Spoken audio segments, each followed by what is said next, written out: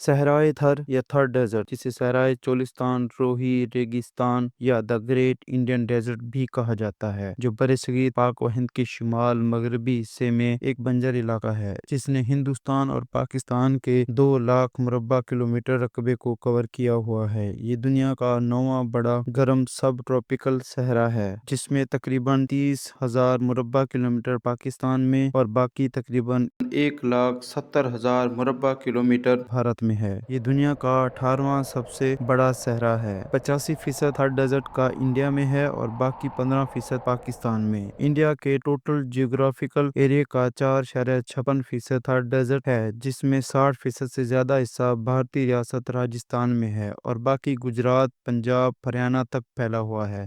جو حصہ پاکستان میں ہے وہ سندھ اور پنجاب تک پھیلا ہوا ہے، جسے چولستان یا روہی کے نام سے بھی جانا جاتا ہے۔ لفظ چولستان ترکی کے لفظ چول سے ماخوذ ہے، جس کا مطلب ہے ریت، اور ستان فارسی لفظ کا لہجہ ہے جس کے معنی ہے زمین کے، جس کا مفہوم ریت کی زمین ہے۔ اور لفظ روہی جو مقامی لوگ کہتے ہیں، یہ ایک سرائیکی سادہ لفظ ہے جس کا مطلب اصطلاحی طور پر صحرا یا ریتیلا میدان، جو براہ راست جو پاکستان کے مناظر کی نوعیت کو ظاہر کرتا ہے۔ بنیادی طور پر روہی سرائیکی زبان میں چولستان کے صحرائی علاقے کا مقامی بول چال کا نام ہے جو وہاں کے لوگ بولتے ہیں۔ چولستان جنوبی پنجاب کے باولپور، باول نگر اور رحیم خان کے اضلاع میں پھیلا ہوا ہے۔ اس کے قریب ترین بڑا شہر باولپور ہے، جو صحرا کے کنارے سے 30 کلومیٹر دور ہے۔ اس صحرا کی لمبائی تقریباً 480 کلومیٹر ہے، جس کی چوڑائی 32 سے 192 کلومیٹر کے درمیان ہے۔ اس کا 81% حصہ ریتیلی زمین ہے، جبکہ 19% حصے میں جھاڑی والے فلیٹ اور چھوٹے ریتیلے ٹیلے ہیں۔ ہوا کے کٹاؤ اور پانی کی کمی کی وجہ سے پورا خطہ صحرائی ہے۔ تھر ڈیزرٹ کے شمال مغرب اور شمال مشرق میں ہند گنگا کا میدانی علاقہ ہے اور اس کے جنوب میں رن آف کچھ اور اراولی سلسلہ مشرق میں صحرا سے ملتا ہے۔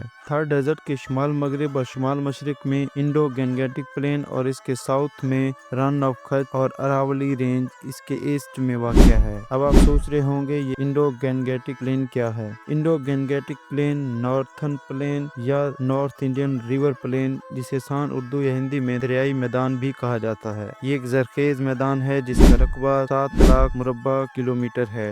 برصغیر پاک و ہند کے شمالی اور شمال مشرقی حصے میں پھیلا ہوا ہے۔ اس میں شمالی اور مشرقی ہندوستان، پاکستان کا مشرقی حصہ، جنوبی نیپال اور تقریباً پورا بنگلہ دیش شامل ہے۔ اس کا نام 2 بڑے دریائی نظاموں کے نام پر رکھا گیا جو اس خطے میں بہتے ہیں، سندھ اور گنگا۔